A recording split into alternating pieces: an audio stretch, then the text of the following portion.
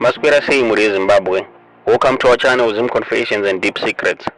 Guys, ndadzoka nenyaya yatakamboita mazuva apfuura, nyaya yemusikana akafira kuparinyatwa mushure mekunge atsva ari kumba kweboyfriend yake.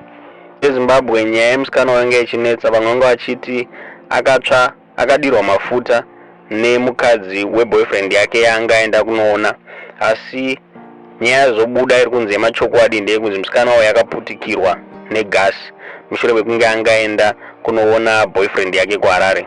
Boyfriend yake zveshuwo iri kunzi anga ari murume wemunhu. Saka nyaya iri kunzi yakaitika muna May, ndo pakaitika nyaya yeGas parakaputika rikapisa musikana uyu, ndo paakaendeswa kuparinyatwa. Saka marimwe zuro ndo paakazoshaika. Saka azochengeterwa kuchikono nokuchinoi.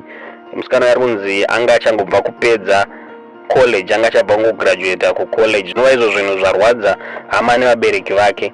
Pari kunzi panhamo yake body viewing yatotadza kuitwa nekuda kwekuti anga akakuvara zvakanyanyisa musikana uyu.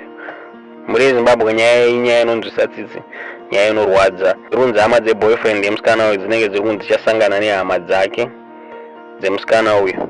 Ndofunga kuti varipe here, hatisi kuziva, asi nyaya yarwadza vanhu vakawanda. Muri Zimbabwe nyaya inorwadza, tinongoti musikana uyu ngaazorore murugare.